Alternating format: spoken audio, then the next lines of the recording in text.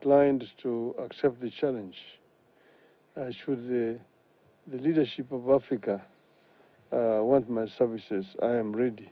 Na yeye atapata kazi ngumu na tena kazi kubwa. Tumshangilie na tumuombee apate hiyo kazi.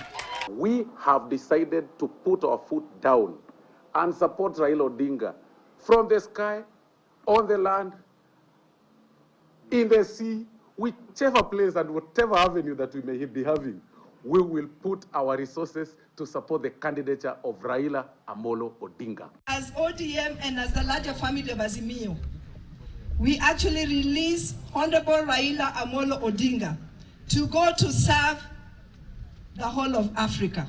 Raila Odinga, we want to congratulate you, sir.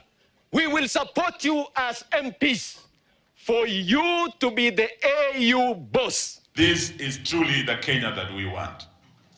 Putting Kenya first. Yule mzee ni mchoraji.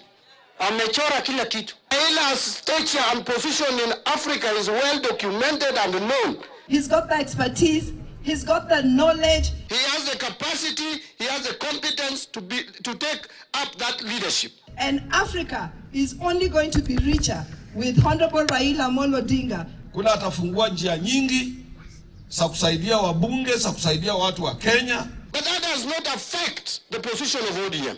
Ruto amepanga Raila bila hata damu kumwagika Kenya hii. Amemtoa kwa siasa. Raila ameenda kuretire. Raila ametoka siasa akienda AU kama chairman atafanya siasa kweli. It is known by everybody that Raila is ODM and ODM is Raila. And that in the absence of Raila Odinga, ODM will definitely collapse. Ruto si amepanga tu Raila mchana tukiona. ODM ni chama kubwa. Na Raila aende AU, aende EU, aende ECOWAS, aende Somalia, aende Ethiopia, yeye ndo bado atabaki kiongozi yetu hapa Kenya. Raila is the institutional structure upon which ODM stands. Amechora vile atakuwa AU, vile atakuwa ODM na vile Kenya itaendelea. Amechora yote. The other time unasikia mtu ya West Africa mwenye anatoka saizi anaitwa Mohammed from Mali, from Niger. Juzi kulikuwa na jamaa anatoka Guinea. Why doesn't a Kenyan lead the continental body? Huyu Zakayo nyumbani. Sasa wamemdanganya, wanasema anaenda African Union. Ombi letu waache yeye aende kae huko tu. Lakini sisi kama wanatuanzoea kwa sababu tumezoea upinzani. And I have one message to people who think that Raila Amolo Odinga has gone to AU. Kwa hivyo mnafikiria uwanja imebaki that in 2027 mtakuwa mtapata raisi. Wacha niwaambie hivi, Raila has not gone anywhere. Niliwaambia hapa Lugari 2027 tujipange, 2032 tujipange.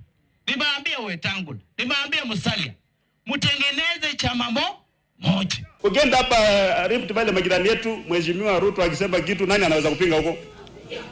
You can't. Lakini nikuja hapa Western hapa, sisi tu upia kifua, mimi ni namba 3, mimi ni namba ngapi kwa serikali? Very useless things.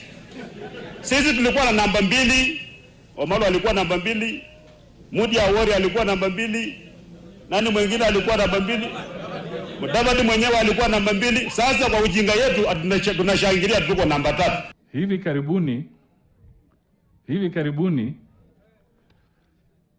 we shall be surprising you with some very important news and pleasant.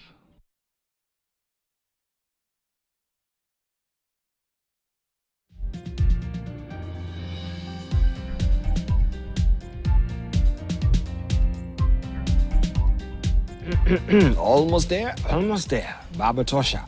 And that you can see, that is also the depiction that we have in the editorial cartoons today. AU top job, which way to go? 2027 politics, torn in between, really?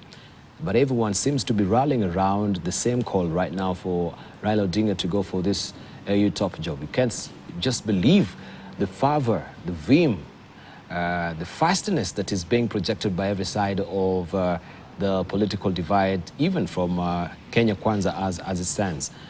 This is what has been captured by Stano, and also the individual contributions regarding reforms in their respective countries speaks volumes as well. This is where the president is in Addis Ababa right now, taking the baton from Kagame regarding reforms of the African Union as it is right now. And Kenya's opposition without Rao. This is 2027 polls. As you can see, it is a headless Azimio. Bwana Makali, if you may just look at that, marching on. It says marching on, a headless. A headless. If you can see that particular play on words there, where we have Gams really projecting that now this will be a headless Azimio as it stands. Raila says, or Kalonzo says, we'll move on, of course, swiftly and without any scruples, because Azimio is well able to stand without Raila Odinga.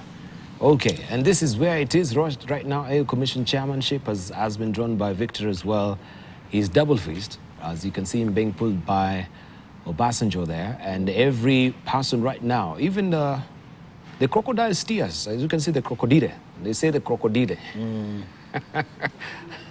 That is the crocodiles. Of course, the crocodile tears are here as well, rooting for Raila. So whom do we say, or whom do we tell is genuine right now? The crocodile tears are here. Everyone is rooting. Atwoli has said, oh, this is a good thing for Raila Odinga.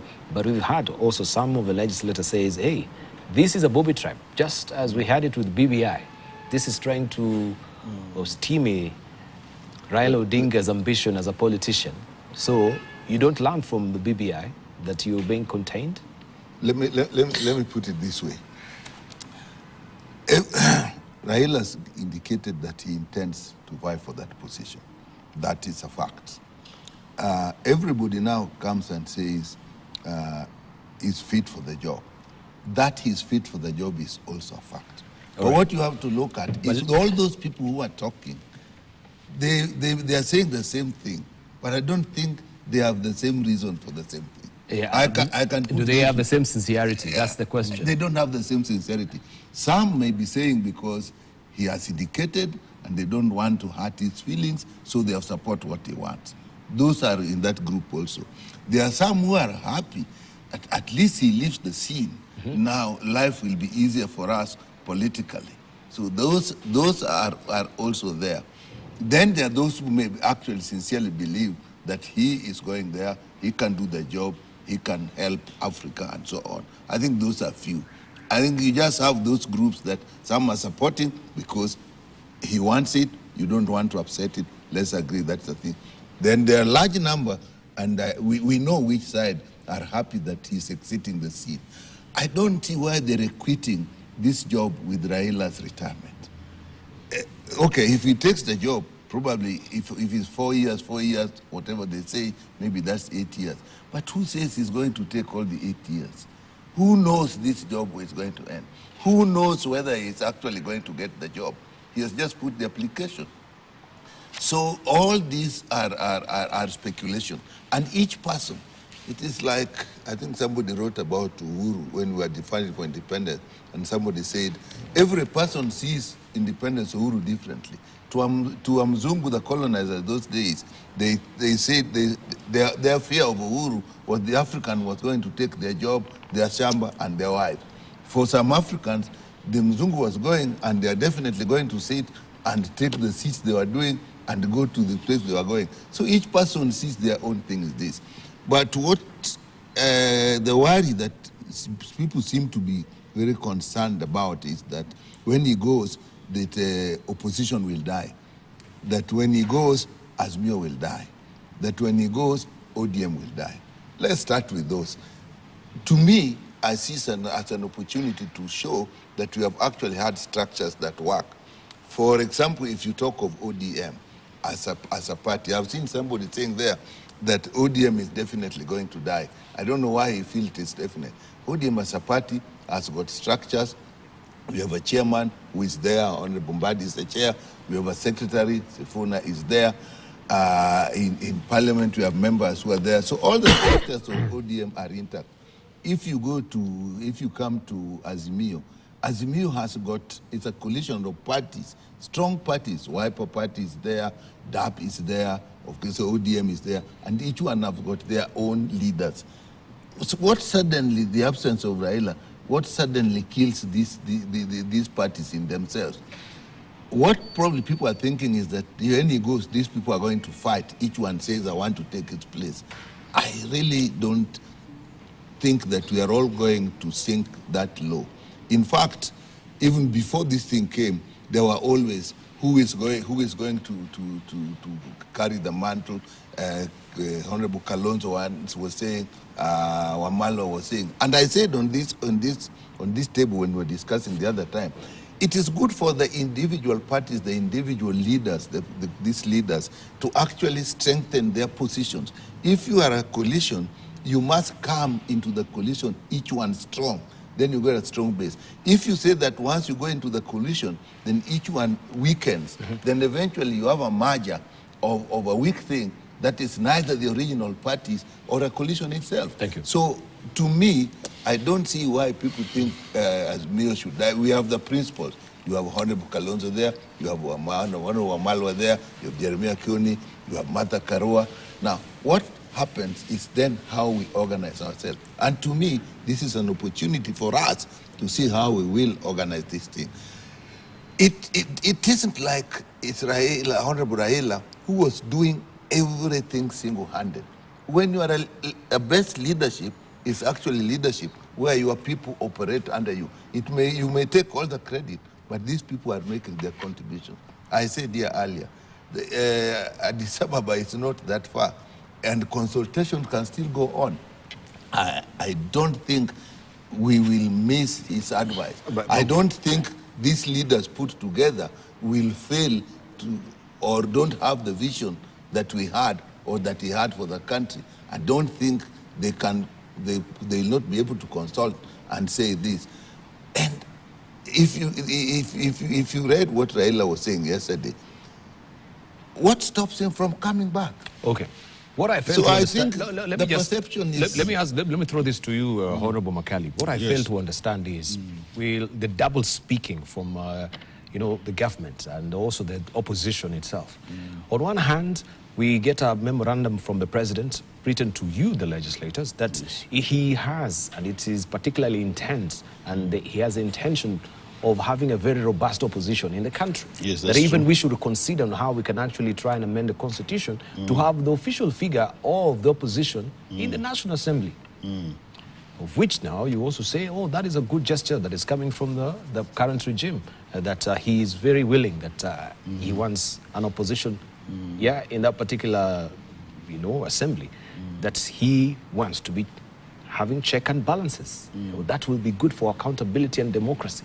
And here you are again, the same figure who is rallying for that opposition figure to be installed within the governmental structure of the country for purposes of accountability, rooting for the same how then does it help what your ambition is? Because you don't seem to be sincere in the first place. If you are actually sincere, you wouldn't be rallying and supporting for that particular position of AU. You will be pushing for that particular agenda you started with a memorandum that you're writing to was it a memorandum to the National Assembly? The National Assembly. Yeah, that you want and you are desirous of having an opposition figure installed within the governmental structure of the country. So where is the sincerity when you're talking about this? Anyway, let's agree. When you look at this, the cartoons, you just begin from what I'm asking. Where is the sincerity? I'll come there. Don't you see the double I want even to tie it to what we have seen in the cartoon. Huh? You know what is happening is, like you showed us here. The truth of the matter is, everybody seems to be cheering Raila to go to AU, and I agree with you. Some of the people who are saying go, go, go, they are not sincere. That's a fact. What is happening? People are looking at this from different angles, different perspectives. There are those who are saying it is time he goes and now paves way for us to come in. There are those who are saying he has experience and what it takes, and he can better actually the AU in terms of their policies and implementation. So let him go to do good things for the AU now, the African Union. There are those who are saying he has been a burden to us. It is time he left, and we have a lighter now burden, you see? So the thing is, what we are saying, when you go to a region like Western Kenya, we always hear from those of us who are from Ukambani, we hear that there are those guys who are paid to mourn.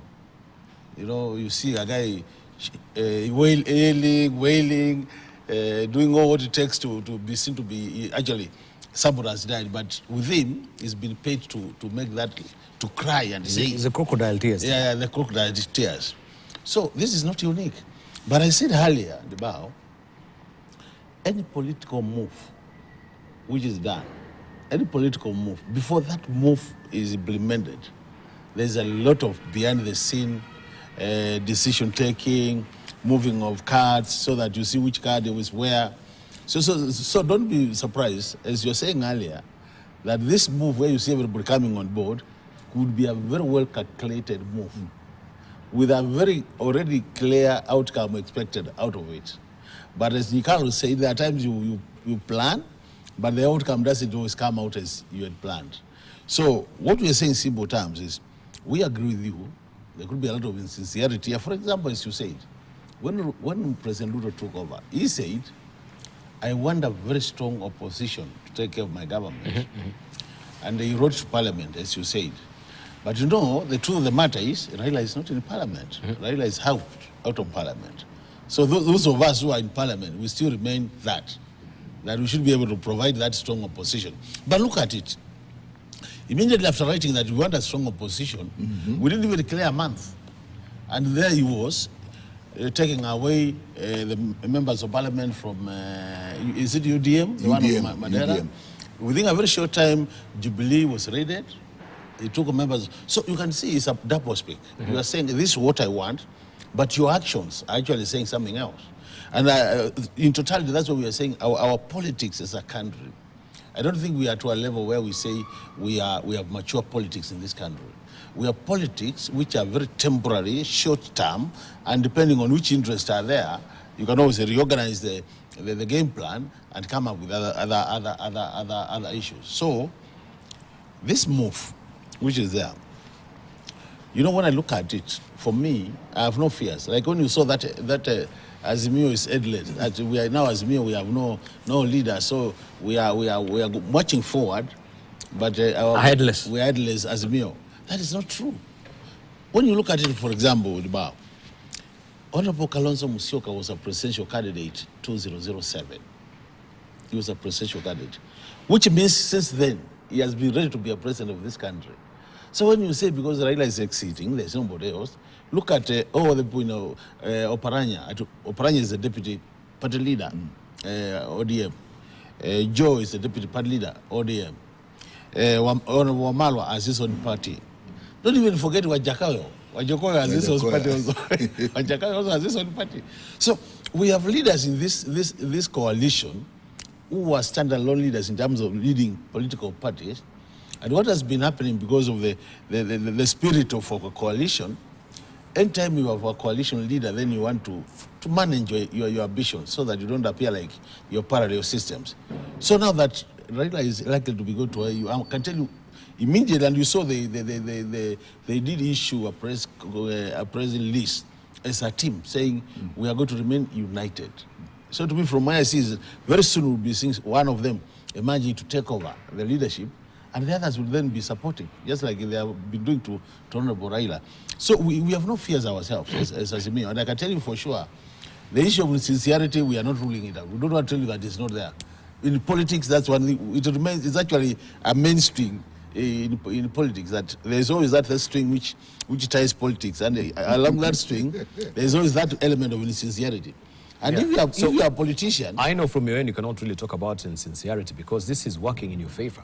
The exit of Raila Odinga works in favor of Kalonzo Musyoka. No, so because automatically he's been postured to be the person automatically who can we have no problem. So, but we are not saying that even if he was there, we'll have a problem. What we are saying is, as I said earlier, there are those who are seeing an opportunity for us then to see another leader emerging and seeing whether they can hold Azimio together.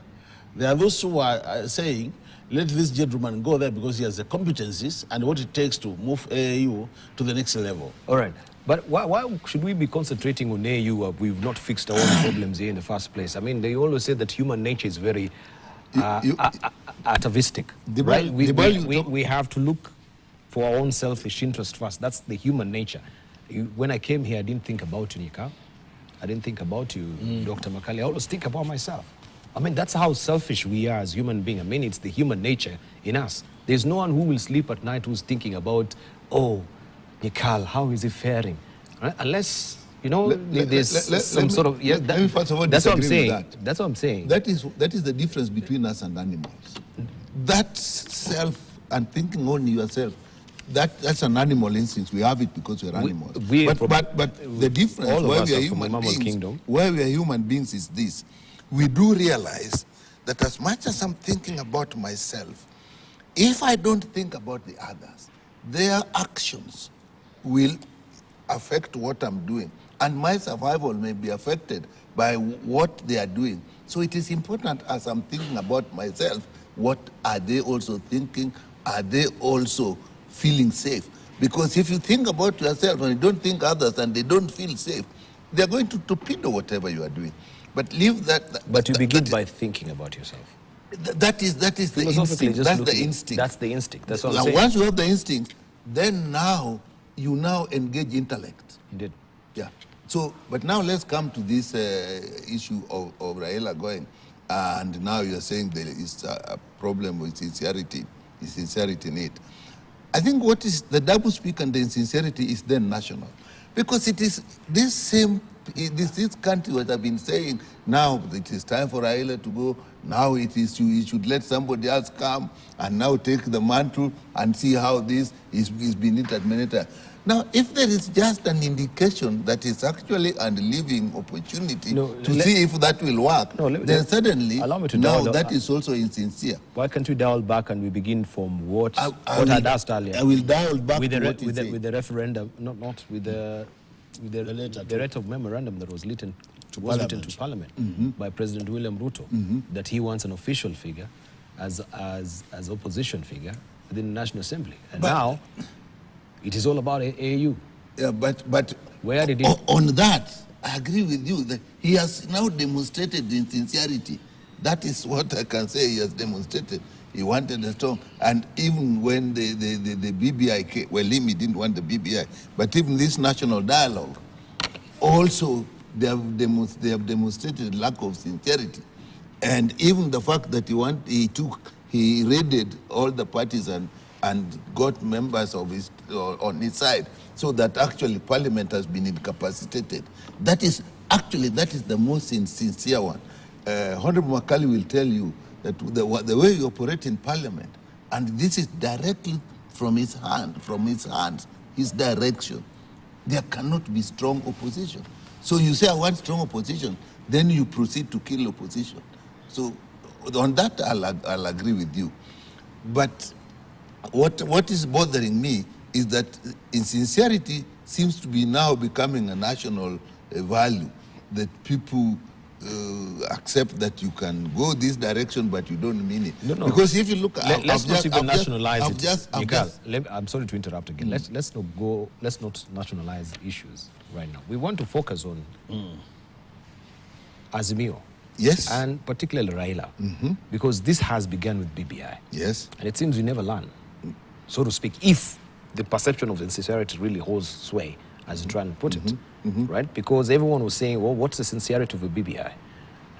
Is Raila tried to be pacified? Is Raila tried to be in any way also esteemed politically and killed politically? I mean, and that really changed the political tone and tenor of the country completely, because there was no anyone who will have raised questions regarding even the housing levy. There was a question there. He was a proponent of a housing levy during the Uhuru regime, isn't it? When we had also the what was it 1.5% that was being sought from the Ministry of Housing, isn't it? And he said, you know, the housing levy is a good project. Let's go full steam ahead with it, because even me, I had ambition of making sure that we eradicate slums in this country with the slum projects, isn't it? Right now, you are stoutly opposing that. I wanted to ask you, this is a question I'm asking, because Kenyans are not fools. We see through the eyes of all this that, man, even you legislators are not fools, unless you're just playing politics because of your own selfish interest at the end of the day. As you say, you want to please your leader because he's taken that particular route, so we have to stand with him regardless. We can't question. But we are seeing a double speak here that is happening. Is the opposition being, in one way or the other, being sort of eradicated in this country, and the voices being muffled completely? And this will be one route of it. Because you've been here on this particular show before, and you've said that now you don't have any opposition in parliament. You guys, because the majority, they've been bought. You've alluded to that particular fact that even looking at the UDA, most of the members of UDA are people who have been brought by the actions of the president. So let's just begin from there. Let us start from BBI. Look at the things we wanted in BBI. Eventually it went to court, and the court said, and we let it stay. Then we came with the national dialogue. If you look carefully, the issues that have been raised in the national dialogue, they are exactly the same thing that actually we are raising in BBI. So to that extent, we are actually consistent. We have not changed. The things we wanted in BBI, to a large extent, are the things that are in the national dialogue now. So we have not changed that. But all I'm saying is that if Raila now intends to take the AU job, now your interpretation is then now he has abandoned everything. Now that is akin to those who are encouraging to go, thinking that now that he has gone, now everything is done, we are free. But we are also telling you, and Honorable Akali has been telling you, that if you have a strong coalition, and there are strong leaders there, and he has mentioned all of them, my expectation is that this leadership should actually continue with what we wanted, including the national dialogue discussion. If it will come to parliament, we will actually still support it. We can't have a situation where the whole country just says only one man can lead all our progressive thinking, and that if he's away, then we suddenly say all is lost. And those who are not progressive suddenly are starting to celebrate and encourage him to go. We must demonstrate that as Azimio, what we stand for. If our leader is away, we still stand for the same, and we create new leadership. In the leadership we have now, one of them will come. And even before, Honorable Ali has already said, it is not just him. Even when we come to 2027, the coalition will pick one person, and those people are there. So I don't see any problem. So the only challenge I would see, that I would agree with you, if we then collapse, then we shall have demonstrated to the country that this was basically Raila. We didn't have principles on which we were supporting him. We were supporting him as a person, not supporting the things he stands for. Now I want to do something about housing. No. Let's mentioned housing. Because I want to say something about Don't deflect the topic. I just want to stick on with that first of all. Yes. I ask you a question. Yes. Prior to Raila joining the BBI, wasn't there a coalition? Yes. There was a coalition. Yes. Isn't it? Yes. What happened? But even No. Just answer. What happened to the coalition? Well, the coalition actually, coalitions do change. And no, if the just answer my question. What happened to the coalition? Which coalition was there? Because it's the same scenario that we're having. By then, was it NASA? Yeah. It was. What happened to NASA? Do we have NASA standing until today? Yeah, NASA is not there. We had even code before That's that. What I'm asking. Then we had NASA. Okay, yes. I know there was code. Let's not go back to history. I'm just asking a very simple question. There was NASA. Tell me what happened to NASA. Well, NASA split. Why? Well, coalitions do split. People do disagree. In fact, people agreed. People yes, different I agree. Yes. But what was the main reason for the coalition splitting? Well, it was about leadership at that time. What about leadership at that time? Yeah. People are saying who is going to carry the mantle, who is going to carry the flag. So what exacerbated that sort of debate on who's going to carry the mantle? Well, when we got to the presidential election, then that exacerbated it. And now that went. So that is not in any way contributing to, because you can go back to NASA. Kalonzo was in NASA, Makali. Yeah, he was. Did the BBI in any way was a major contributing factor to the dismantling and fragmentation of NASA? Let's just be sincere. Well, I think, yeah, to some extent. To some extent. Because you know, generally what would happen is BBI had quite a number of proposals which was supposed to be implemented. So when BBI collapsed through the court process, obvious people had to reorganize themselves. And you remember at that point is when we started thinking about, we went first of all to OCA, the One Kenya Alliance, then there was this other alliance, then we brought them together. Azimio was there, then OCA, then we have now Azimio One Kenya. So you know as you approach elections, this is a fact. There is always a reorganization. If you remember, even at one point, the current president had said he's not going to get to any coalition with anybody. That's the time Muda was now a standalone. Then later, after Mudavadi and Wetangula and a few others joined him, Mheshimiwa Mutua of Machakos, then they came up with the Kenya Kwanza. So the whole idea is, you as a team, you want to win an election. And for you to win an election, what is important is the numbers. You're able to draw to your side. So when you sit and you do your calculations, you find we are missing this, and by bringing so and so on board, or this part on board, you increase your chances of winning.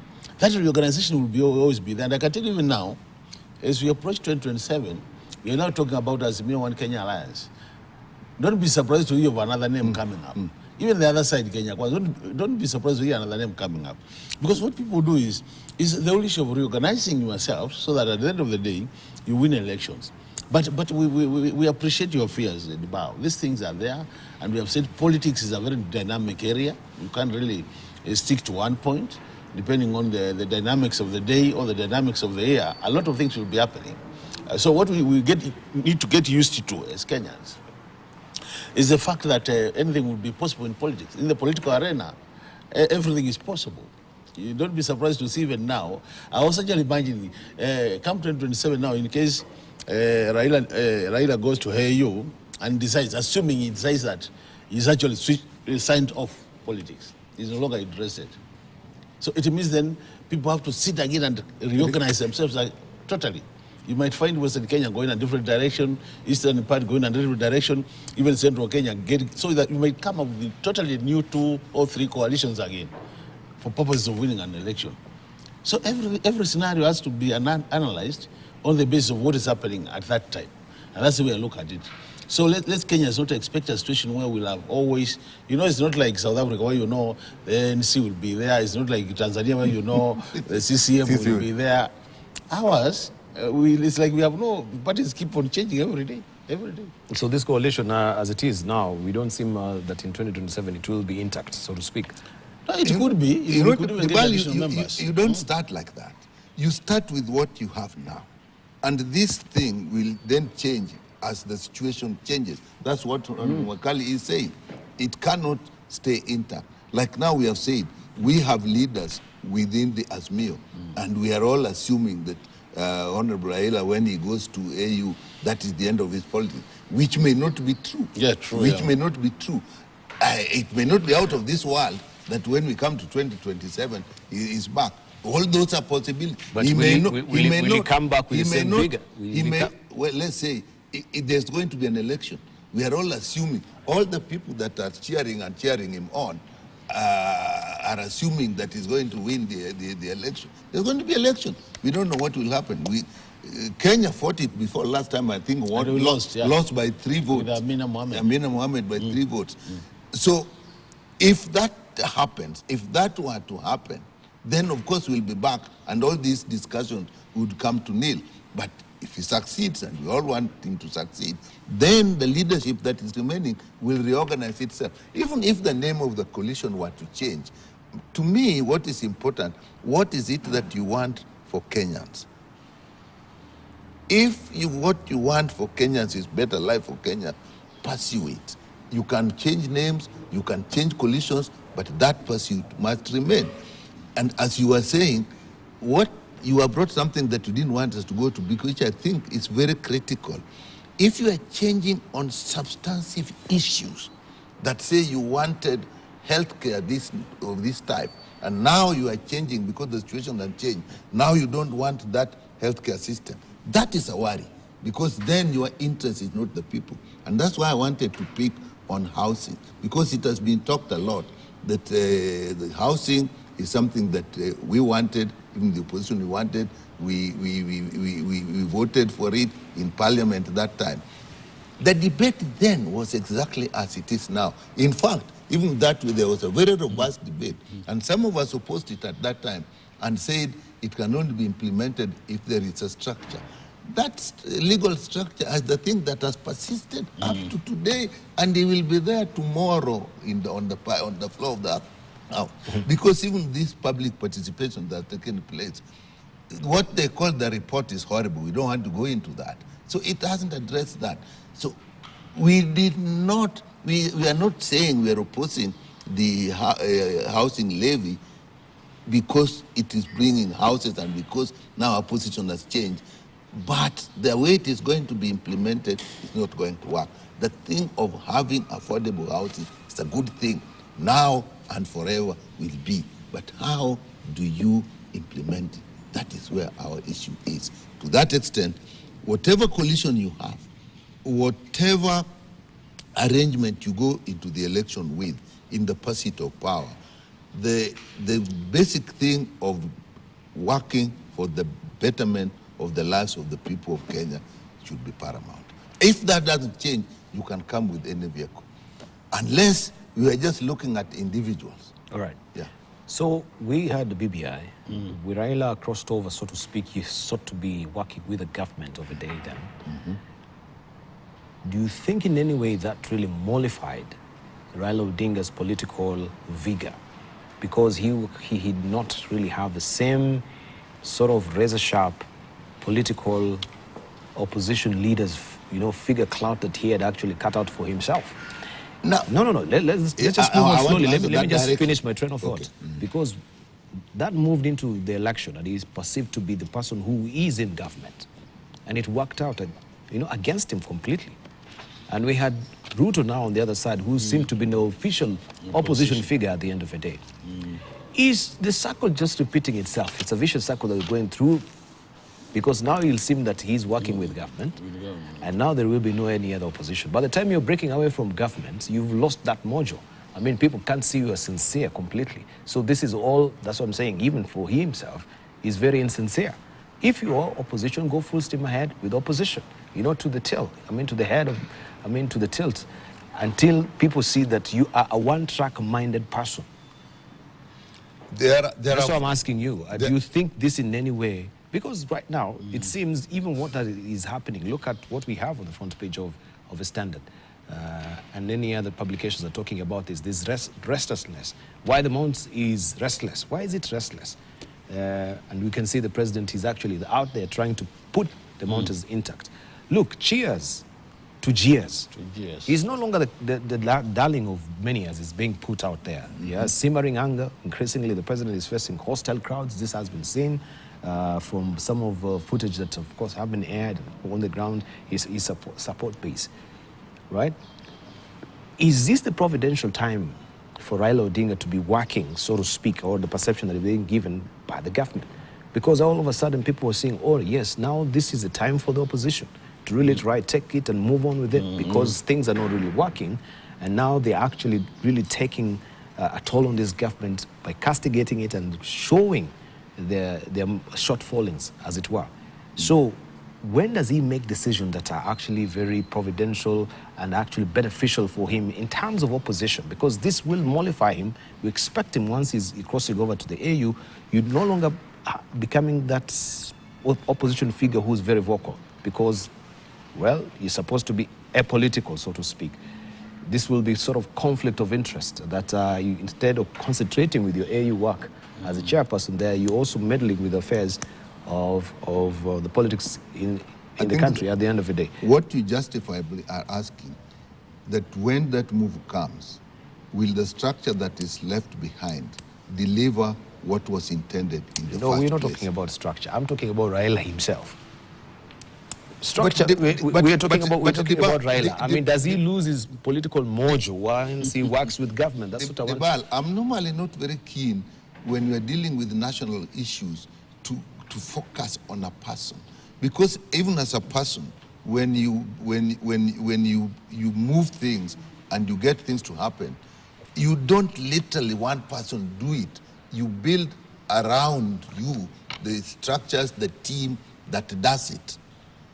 Now, you can be justified that, will the team be the same? Will the team deliver the same thing that it was supposed to deliver while he is in AU? I think that's a justifiable question to ask. And my answer to that... So my question is unjustified. Because I'm asking you simply, I'm not talking about the team, I'm talking about Raila himself. Yeah, I don't want to see it as Raila, because that I find... But I'm asking a very pointed question. That I find the whole of the opposition movement, the whole of the Azimio, the whole of the coalition, that we reduce it to say just one person, so that if that one person is, say, sick or goes somewhere, then we just say that thing is gone. Then that person has not built to really move things. Look at the great empires. No. Let me. Dr. Nyikali is very idealistic. Yeah? You know, that's the ideal. Let me give you a practical thing. We're not living practically where we are. Let me ask you a practical question. Because let me ask you a practical question. Think of Alexander the Great. He was running the whole of Europe and part of Asia.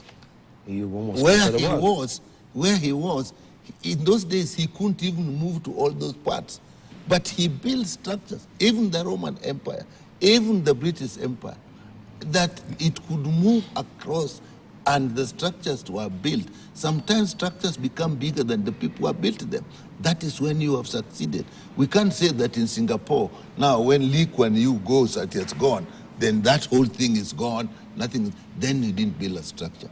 I agree with you that the structure that Raila has put in place, can it withstand his absence at this critical time?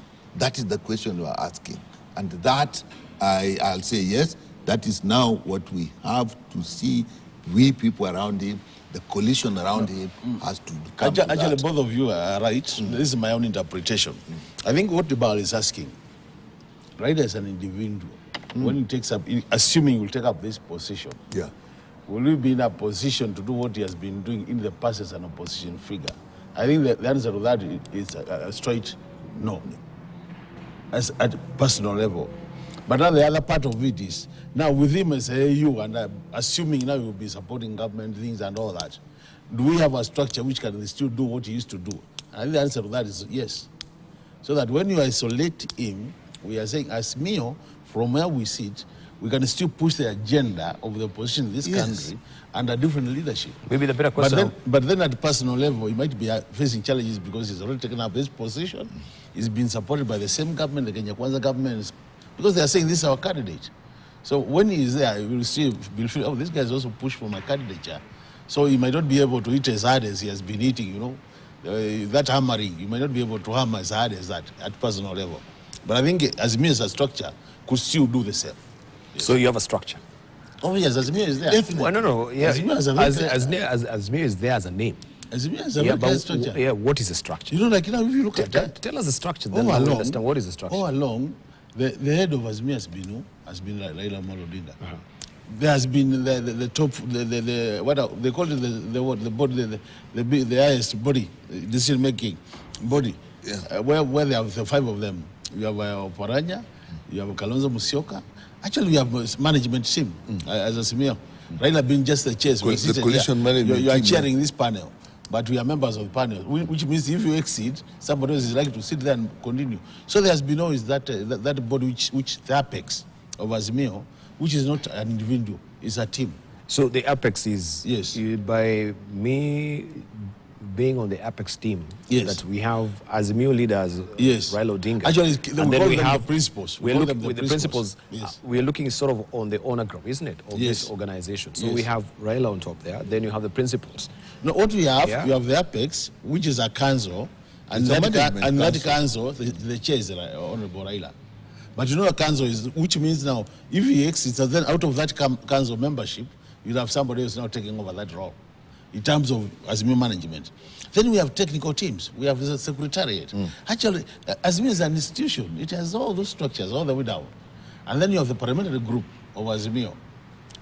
So to me, the structure is there, and we are saying, when this leader, who has been at the apex center as the chair of that council, exits, then obviously another leader has to sit on that seat. So it's a matter of those members of the council agreeing who now sits. And that's why you see we have Martha Karua in that team, we have Kalonzo Musyoka, we have Honorable Wamalwa in that team. Oparanya actually has been, I think, the chair of the technical team, which has been managing technical issues. Then we have Jakoyo, is also a principal. Don't forget, we have also Mheshimiwa Iria, it's called what? Iria. Governor Iria, who has also been sitting there. And then now Munya has also come. You saw Munya of the former governor of Meru, SPNU. Yes. So we have that team. And out of that team, now we call them principals. Out of that team of principals, now there will be another. Can we call him a chief principal? Will come up now and take over. The first among the equals. Yeah, first among equals. And then the things, decision making will continue. Once they make the decision, they will still be able to cascade them down all the way to individual parties. So that's the way I look at it, and that's why I'm saying both of you are right. If it's a matter of right as an individual, he might not be able to harm as hard as he has been doing, but the structures will continue functioning.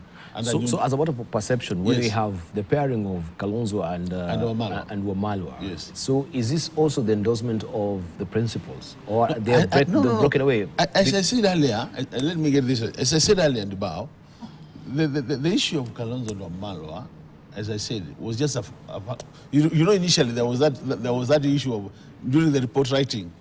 You remember Wamalwa refused to sign the report, the NADCO report. And Kalonzo said that was just a personal position, because to him he thought the cost of living should have been part of the report. And us, the rest of us, were saying that we achieved about 80% of what we wanted. It's only the trend we didn't achieve. And the trend we didn't achieve was because Kenya Kwanza was insisting that reducing the cost of living is part of their manifesto. So we said, why don't we allow them to implement it as part of their manifesto? Then after some time, there was Raila kept on saying, there's no differences. It's just a this position in terms of saying this is my position. But later, then Wamalwa seems to have now come back to the team. So this is going out. And I can tell you, this is not the time to pair people. It's too early. You know, you have to look at the numbers. We have to look at what numbers are these to bring to the table in terms of that was the ticket. So to me, there will be a lot of reorganization. You can see Joe has been very quiet over time. But I think when he saw this chance of Raila leaving, you can now see he's also saying I'm a presidential candidate. Which means also, of course, now he's supposed to be now to come up and start working around Joe. If that happens, then he also becomes a very serious contender of the position. So to me, you can't really pair people this early. We are saying, let them go out, let them go, they can pair today this and this one, tomorrow they pair this one. But at the end of the day, people have to sit and say, in case this was the presidential candidate, who would be the best running mate, who can bring forth to the table to enable the coalition win an election? Because at the end of the day, if you don't win an election, you go back to the drawing point again. People start now, a few of us started being approached individually, you disappear from the opposition, you go to the government. Because as you said, the personal interests are also there. Personal interests are well, there's this thing of pairing, two people pairing, and we think now there's, even in a cabinet, if you go into a cabinet meeting, they'll not be unanimous. People will always differ, but eventually the whole team have to make a decision. And there's been this push that every time you see any member or any two members of the coalition moving together, you now want to say, the coalition is not together. And then there is this tendency to push so that you want to know who will take the mantle, who will carry the flag. Personally, I have a problem with that. Because what your opposition would always want you to do is to prepare them, give them in advance who you are fronting, and then they'll see how to actually tackle that. So in a struggle, sometimes preparing yourself behind the scenes and not saying who exactly is going to do what is necessary, you know. So the only thing that if you raise, we say, you are asking the question, will the structure that Raila has built in Azimio be as strong as if he were here and not in AU? That's a question that is justifiably asked. So, right. So there is a big meeting coming up. Of course, for the ODM, on the future of ODM. Just going by what we heard from Junet Mohammed, to see what will be the plan. It will not only be ODM. First of all, the Azmio itself will definitely have a meeting. ODM will have a meeting. YP will have a meeting, because there will be a lot of briefing. Even Jacom himself, as he's leaving, I think among his team, sure he must have had a meeting, and they've had this. They'll be meeting to brief, so that as things change, should he get the job, how does the structure adjust itself to that? Those meetings will be there. When the center does not hold, things fall the apart. center will not hold if you don't hold those meetings. If you don't hold those meetings, the center will fall apart. That's when you realize you've actually been building your world is like the queen bee. Yeah? All of you have been working for the queen bee. Yes. Now the queen bee is now exiting the stage. What does it do for the rest of the ants? In fact, me, that is the issue that I actually have an issue with. If we want to build, and it has not been my belief that around Azmio, around ODM, it is a queen bee scenario, so that if the queen bee is not there, the whole thing collapses. Now, then it is a sorry state. All right, we want to take a short break. We're going to circle back, of course. We shall be looking at what really is happening also within the Mount Kenya region so far. The sort of disquiet, the antsness, if there's anything like that, getting antsy, so to speak, with Mount Kenya. What is really happening? And a very telling situation that is happening on the ground. We can see the jeers, or is it the cheers that have really turned into jeers right now? Many people, they have a cheek actually on jeering the president on the ground. We've seen some testy developments on the ground there, where the president has also been seen to be rather sort of roughed the wrong way, or rubbed the wrong way, so to speak, on the ground, and he had to really contend situations of hecklers on the ground. So what is really that depicting as far as the political tone and tenor in the country is concerned? Is he losing grip of Mount Kenya? All right, we shall be discussing this. And also just to remind you that we have the legislators in Nakuru, in Naivasha right now. That is the Jubilee Parliamentary Group that is meeting this morning. That is a story that we'll be putting tails on, of course, to find out what is the latest development, alongside also the Cabinet Secretary. Last time we saw that particular meeting, a lot of riot act was read, I should say, by the President to the Cabinet. Right. We shall be looking at that and the other stories on the other side of the break.